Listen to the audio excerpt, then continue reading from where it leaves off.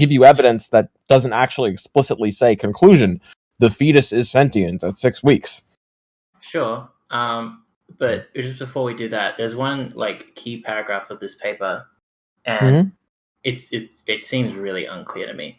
Like at the beginning, they're talking about at the beginning of the paragraph, they're talking about really young fetuses, and then later in the paragraph, they talk about really old fetuses, but measured by Okamoto and Kirike.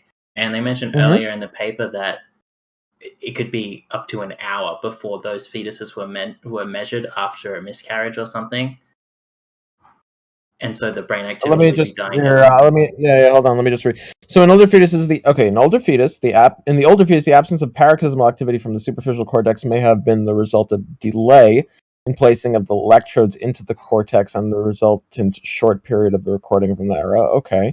The types of waves noted from the superficial cortex and deep structures in both the fetuses were similar and resembled the activity reported by these other two authors, Okamoto and Kirikai, in older fetuses. Okay, so they're saying that the early fetuses had similar cortical fetuses were similar.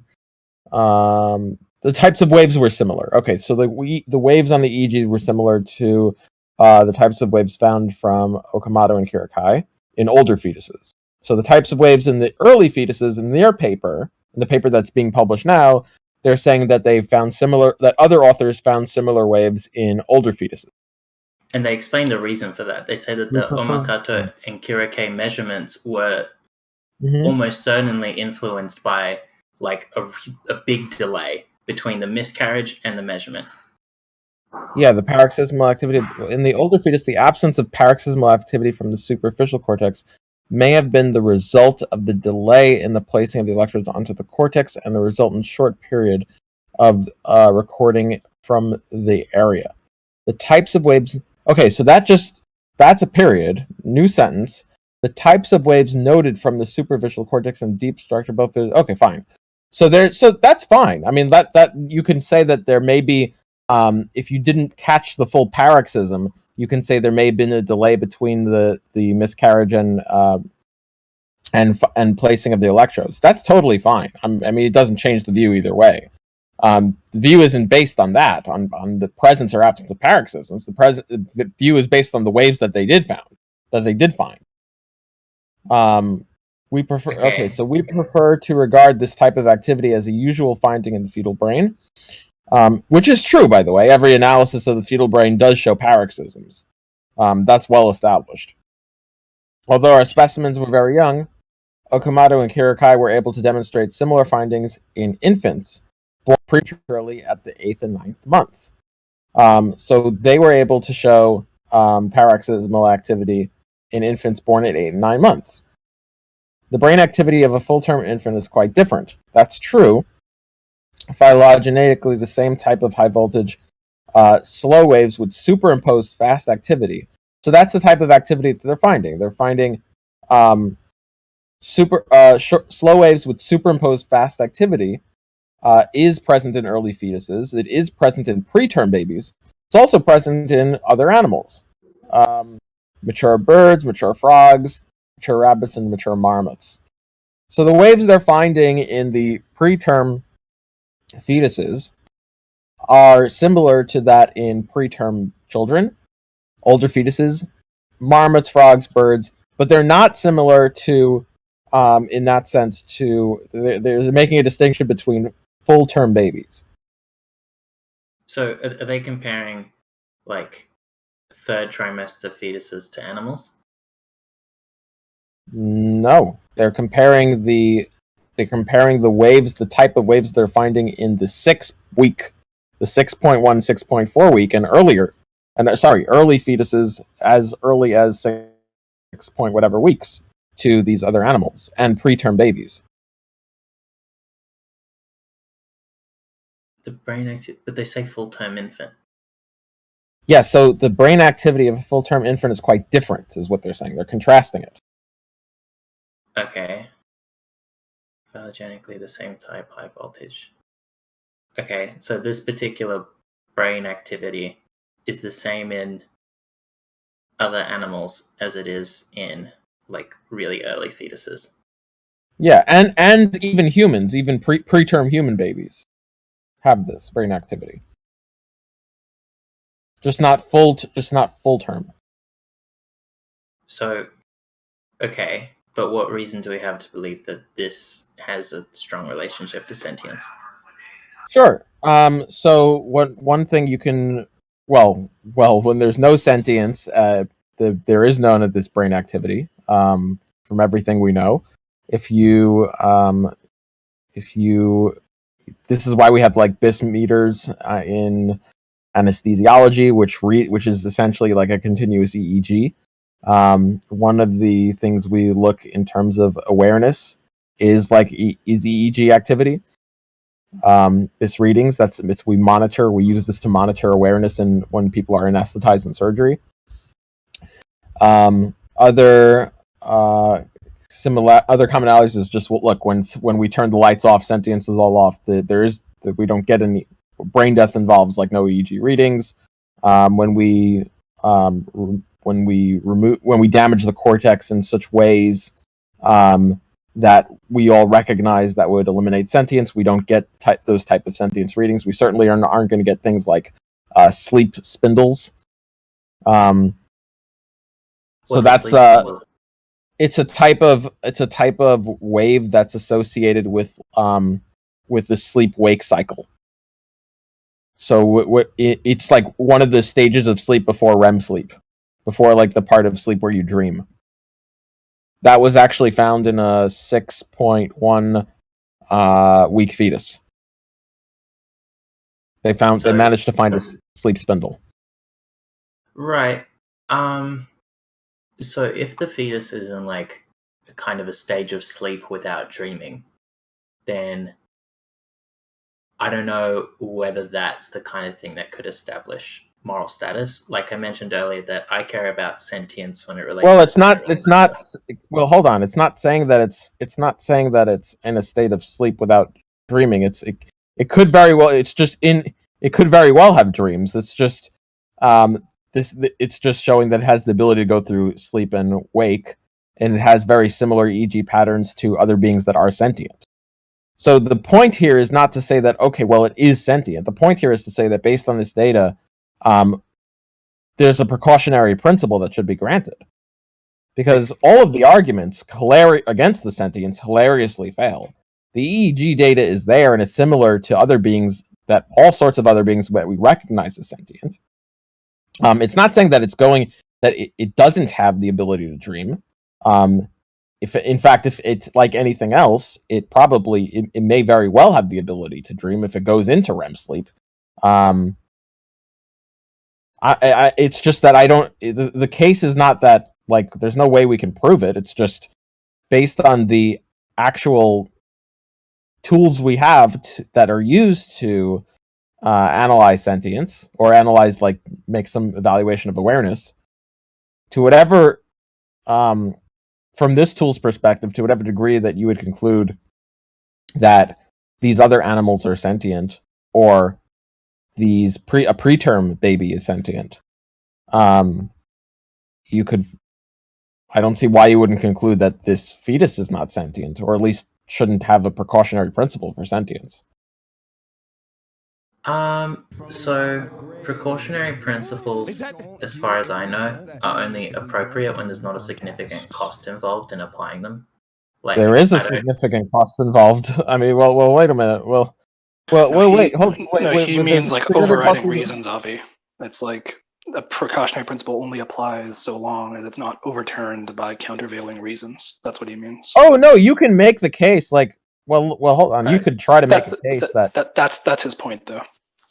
But I don't see how that point would land, though. I mean, because to whatever degree you could make that case, I can make the case that the precautionary principle wouldn't apply for like a newborn baby that's preterm or whatever. Yeah, like I agree. I just didn't want you to go down a incorrect. Yeah, that's fine. Like if you want to say if you want to say that a new term baby shouldn't get the precautionary principle for sentience, then I agree that would be a consistent position.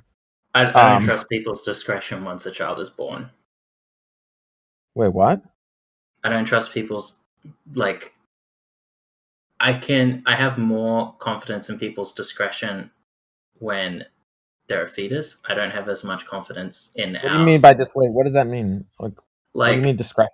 Our ability to determine when it might be appropriate to like kill an infant. I don't trust that at all. So, but well, I mean, I don't see what. Wait, I don't know why you would. Wait, but I don't know why you would trust our ability to determine when it's appropriate to kill a fetus, well, but that's not an infant. Like, what's the? Yeah, exactly. But that's what's being asserted here. Like that's so I don't like if you want to say that there's. You're saying there's two different. I'm just trying to figure out what the evidence says about fetus sentience. Sure. Well, the evidence. I mean, there's no. Look, there's EEG data that shows similar brain activity to the fetus at that age as other animals we consider sentient and as preterm babies that we consider sentient. And it's similar in terms of morphology and similar in terms of specific findings that are related to sleep-wake cycles. I don't know how you could take that and just say like there wouldn't be a risk of not chopping it up, or there would be some precautionary principle of chopping up this of a infant, but not a precautionary principle. Like you need some symmetry breaker. Because here's the thing: you said that. Well, hold on. Like you are making an assertion because you're saying that you don't think the precautionary principle should apply here, but you do think the precautionary principle presumably would apply to the infant. And then in response to that, you said, well, I trust the discretion. But then the question, that just pushes the question one step further. Like, why do we trust the infant? It's a precautionary thing. Yeah, but the question is why? I haven't thought about that much. I'm just trying to find out, like, about young fetus sentience. Okay, yeah, but you're making, well, if you haven't thought about it that much, then I would recommend not asserting it. Asserting what? That it's not a precautionary principle for the infant, but it is a precautionary principle for the fetus. You can have a precautionary principle for the infant, but that doesn't mean it's appropriate. Okay, but you're saying it's. Do you think there is a appropriate precautionary principle for the infant? It kind of depends on how the EEG data settles, I guess. Okay, if it's settled, if there is an infant that had EEG data that showed those same pictures, do you think there should be a precautionary principle for the infant to not chop it up?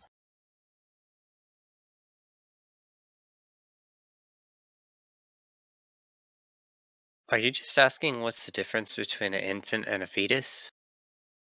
No, I'm asking what the difference is. Yeah, I'm asking what the difference is such that there would be a precautionary principle for sentience in one but not the other. I guess a principle of precaution where like precaution gets weight. I think that that only applies when there's not a significant cost. So I feel like. So why do you think there's a? Yeah. So why do you think there's a significant? If significant cost is what's the breaker, why do you think that there is a significant cost in one case but not the other?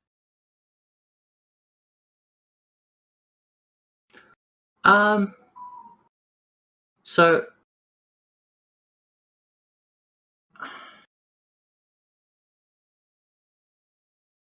because presumably we care about the cost of taking a sentient being and chopping it up, right? I mean, that's the cost we're talking about, unless you're talking about some other cost. If we're talking about the precautionary principle with respect to the being that we're thinking of chopping up.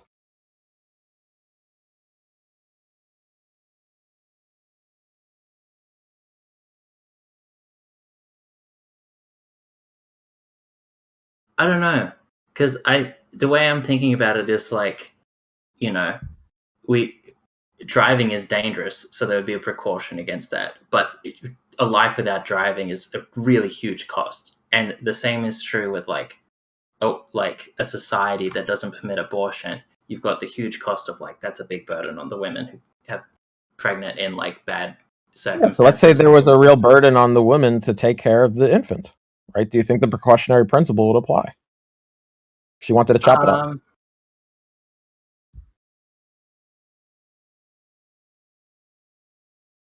I don't see how much work the precautionary principle is doing in that situation. I don't. That's not an. Do you think that's an answer to the question? Like, do you think that there's a precautionary? I'll repeat the question. Look, there is an infant. There's a woman who wants to chop the infant up. The question I have is, with those same EEG readings, those same tracings, do you think there's a precautionary principle for the woman to not chop up that infant if the woman would feel burdened by caring for the infant?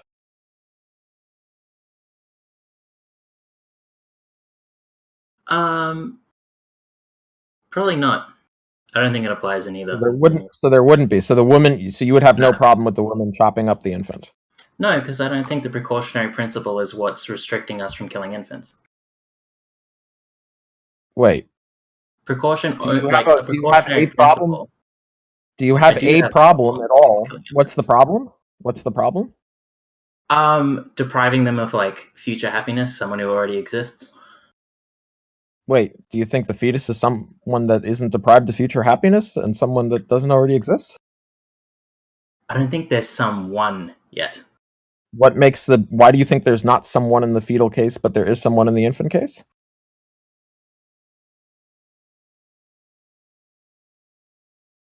Because I guess I think they aren't sentient.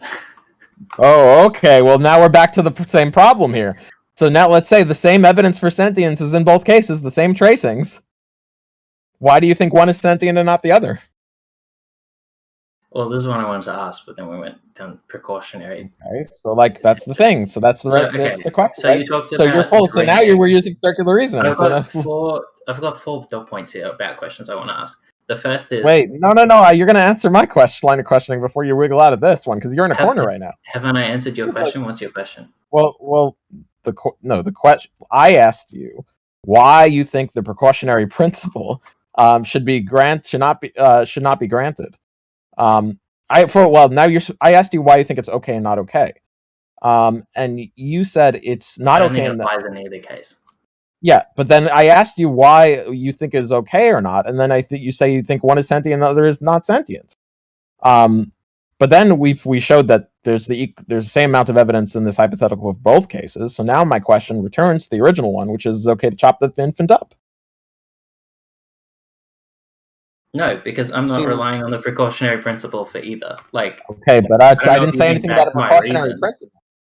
I didn't say anything in a precautionary principle. No, look, you're not tracking the flow of the conversation. Sorry. I didn't say anything about a precautionary principle now.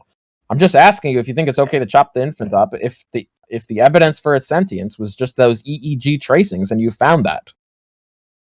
Is it okay to chop it up? You're saying no. If that was the only evidence, no.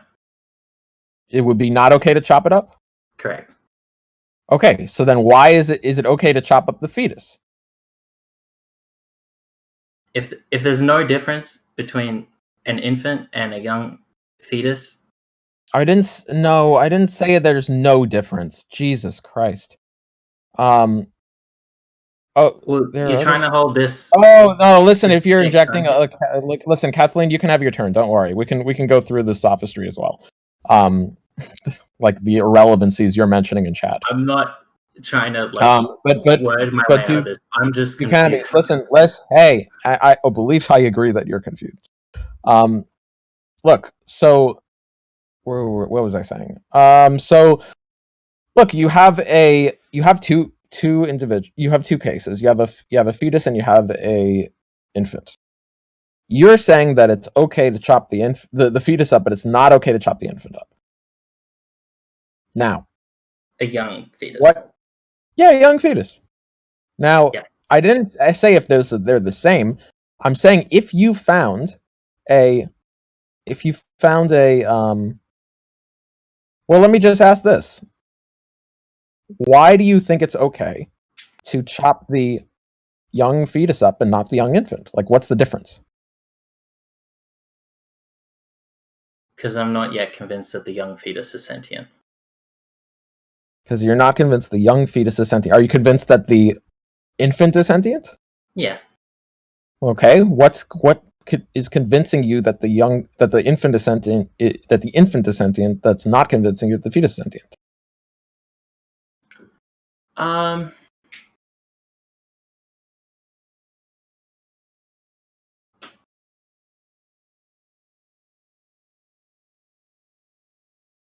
I'm not. I don't really understand the particulars, so that's So why why I are you kind of convinced? refer to the studies. Wait, but then what? You didn't say you were agnostic. You said you were convinced. Yeah, I'm convinced. Okay, why are you convinced? I don't know, because I'm relying on studies that have been shown to be flawed in their reasoning. Okay, cool. Maybe you should go back to agnosticism then. Yeah. All right. Well, if you're an agnostic on the data, that's why I wanted to work through the EEG thing, because I wanted Sure. to know how much is really in it. Sure. So Sure. you mentioned like, but here's the thing. Wait, but even before we get to the EEG thing, even if the EEG thing didn't exist, you would still be agnostic. Like all the papers that argue against fetal sentience at that point, they're all hilariously flawed. Like it would still just, even if like everything is not there on the EEG data, that still just gets you to agnosticism. I think I'd still be a little skeptical because it just seems like Why? really fucking weird that something that can't even move would be like aware of stuff, you know? There are plenty Like of that's not true. There are examples of people that can't move that are aware of stuff. I can show there are many examples of individuals that's like across the fact that something can't move. First of all, actually, it's not the case. I'm not even sure if that it's true that it can't move. But even if it is true that it can't move, it doesn't tell me avoid noxious, things. Well, actually, that the noxious avoidance actually develops pretty early as well.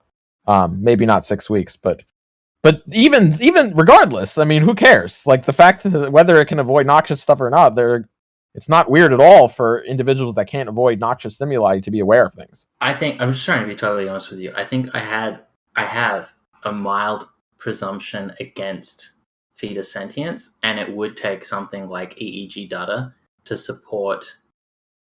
overturn that. Which is why I wanted to go through. Okay, what is the significance of this data? Okay, yeah, I get that, but what I'm interested in is if there's any reason for you to be against this, to have this like baseline position against fetal sentience, or if this is just some irrational position that you're holding based on nothing. And it seems to be so far that this is an irrational position that you're holding based on nothing. Sure. Okay, cool. So as long as we agree that your starting point. The EEG data now. Okay, so yeah, sure. So as long as you're willing to say that there is a position I have against fetal sentience, not against infant sentience, and it's an irrational position based on nothing. Basically, yeah. Okay, cool. All right. Now can we go through the EEG data? All right. What questions do you have for me about the EEG data? Okay, so you mentioned that it seems to be similar to like humans when dreaming. One sec, I gotta shut my door. It seems to be similar to humans in a stage of sleep. So it seems to be similar to two things. So it seems to be similar to it seems to be similar to the data on preterm humans and other animals. What did you there was not dreaming. I didn't say there. So there was a certain finding on one of the tracings.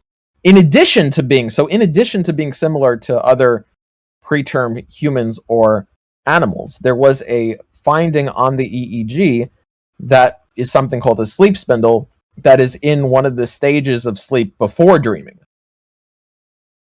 So there's different stages of sleep.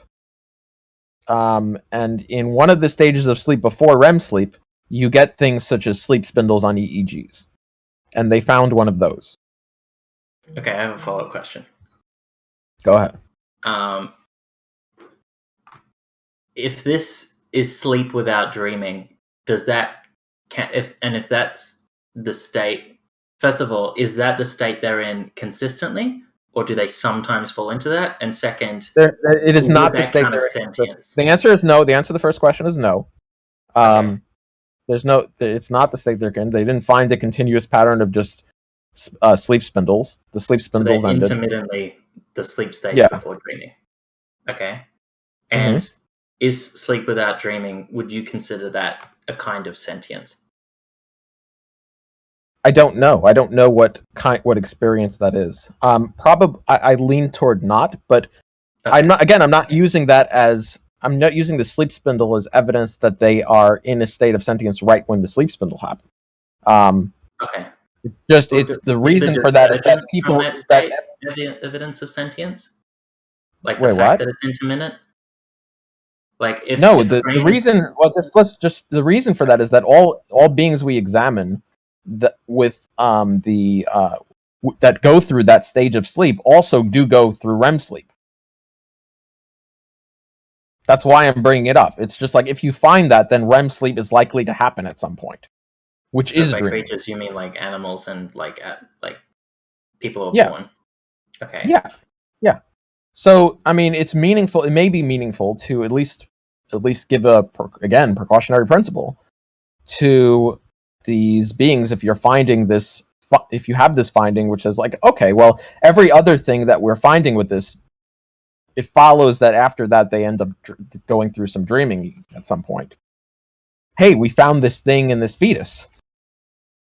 It gives us reason to believe, like inductively, like, okay, well, there may be something there. Yeah, that might be. So you said that EEG data varies with other things which can pretty much know are sentient.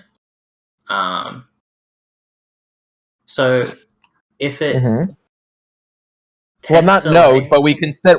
I said consider. other minds and stuff. Yeah. Yeah. Do we have? So we find EEG data whenever in every other case where we find sentience, but do we have reason to believe that like EEG causes sentience? Is it possible that whatever activity that is could be separate from sentience? I mean, look, it's possible. It just doesn't really coincide with what we know based on our observations elsewhere. Anything's possible. Again, we're not going to prove it. Like EEG isn't a cause of sentience; it's a finding. I think fetal development is kind of like this is where you'd expect to find divergences if there are some. So, like you mentioned before, the faulty reasoning of the other papers. Yeah, no, absolutely. Look, I'm not arguing for the positive. Look, I'm not arguing for the positive view. I'm arguing for a precautionary principle. Okay, well, I don't accept precautionary principles in either case. So okay, well, but then you have a problem, right? The problem that you have then is why do you think it's okay to kill one in one case but not the other?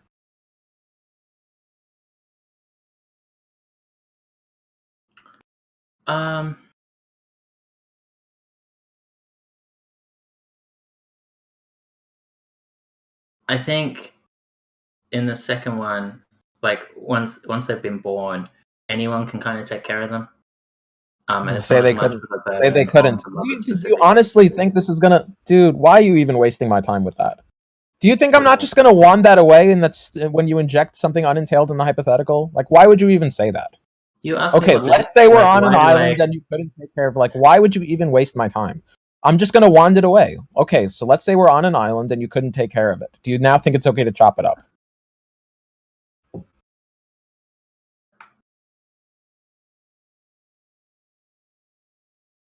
If you wouldn't well, no. No. Sorry, so it's not okay to chop it up. Okay, is it okay to chop up the fetus? It's not? I'm sorry, what? So, just to be clear, it is not okay to chop up the fetus? I think it's still okay, but I think okay. So is it okay to chop up? Is it okay to chop up the infant? No. Can I explain why? Okay. Yes. Why? Okay. So I think there's a lot more going on in like infants that have been born in like their brain activity than in a very young fetus. What's Like the evidence for that? The EEG, EEG tracings were the same. Okay, what else other evidence do you have? but that's In only one preterm factor. babies. Yeah, so what's the other factors? What evidence do you have for the preterm babies having other factors that give you the reason to more of a reason to lean in the sentience direction? Present the data.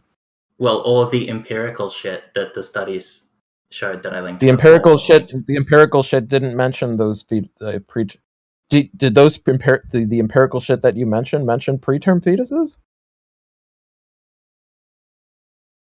What, like third trimester?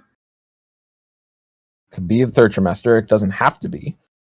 But again, like, did they mention the what specifically in the other studies you mentioned do you think is different between the two such that you conclude sentience in one but not the other?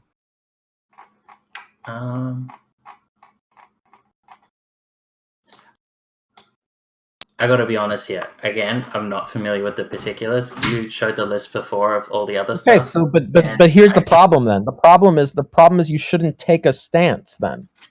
Like, you should just say I'm agnostic and save yourself the humiliation. I mean, I don't feel humiliated even if I'm wrong. Like, this isn't blood sport shit. Okay, then you should just save yourself the act of taking a positive stance on something when not knowing if you're wrong or not, or not having any ability to defend the claim. Like, why would you ever like take a positive, like, if you get to this point, you say, oh well, I believe in this case, but not in that case. Why? Because of the data. Well, what's the data? I got to be honest with you, I don't know the particulars of the data, but I'm still going to take the position. Like, in any other context, you would look at someone who like that and just laugh. Not really. Now, if someone would say, hey, I guess I just don't know, that's fine. If someone says, look, I believe that global warming is like a huge problem, but I'm not familiar with the data at all. It's not a position I could defend if challenged on the particulars. Do you think it's silly for them to believe in that? No, because I think there actually are consensus statements, unlike what you said, about global warming being real. There are actual survey data. There is actual survey data, by the way, on global warming being real from scientists. Because I misinterpreted. Yeah, but that's a disanalogy then, right? So I'm offering you a reason why it's reasonable. It's reasonable because it actually is the consensus view, right? It's actually not that, by the way, from what I understand, based on my interactions with the experts in the field, right? I'm not going to make a claim, but just based on my anecdotal evidence, it's not a consensus view that fetal sentience begins there. In fact, it depends on who you ask. There's a huge disagreement, and it's an ongoing debate. There isn't really a huge. It's hugely contested. And it's not like global warming. Global warming is not hugely contested. Okay, so to bring it, like, in the case of global warming, to answer your question, but even if there weren't a concensus in global warming, if it was hugely contested, yeah. If it was hugely contested, and someone's like, I believe in global warming, I have no reason to suspect there's a consensus. I have no data on the matter. I'm not familiar with the data, even if I brought it. No, I think that would be hilarious to say that you believe in global warming. Holy fuck. Whoever's doing that, Jesus. Alright, I got one last question. So you said that the EEG data in a young infant seems comparable to a preterm baby, and is that also comparable to that of an adult? No. So no, what it's happens not comparable between... to that of an adult. So it increases... The paroxysms go away. Adults don't have paroxysms. There's no like point of lack of activity with pronounced activity. There's no like you see activity, and then you don't see much activity, and then you see activity. The paroxysms seem to get smaller and smaller, and then they go away in an adult.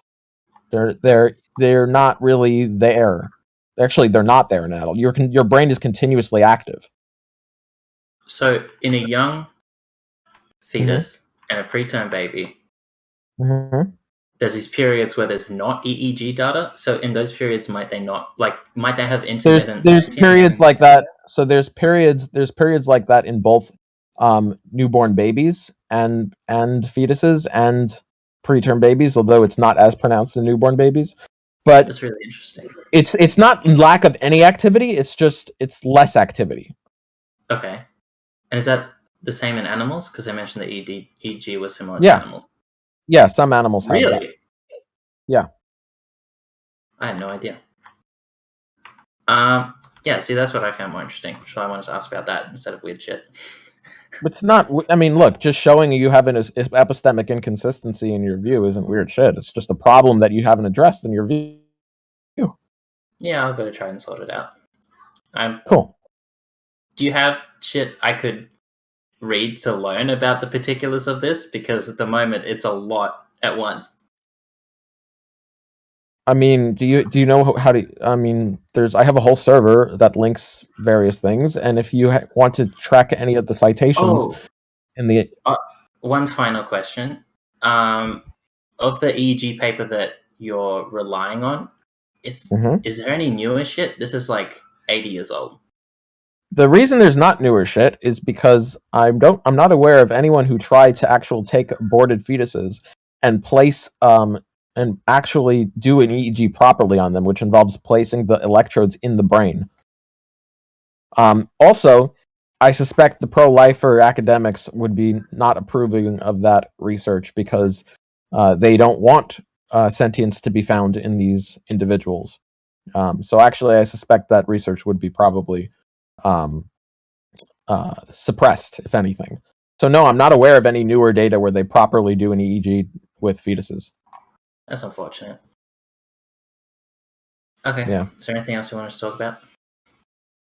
No, I would just encourage you to rethink your position and try to form something that doesn't entail contradictions or epistemic inconsistencies or whatnot. And I'm happy to reform it once I've learned more stuff. Go ahead. Yeah. All right, cool. All right, thanks for the talk.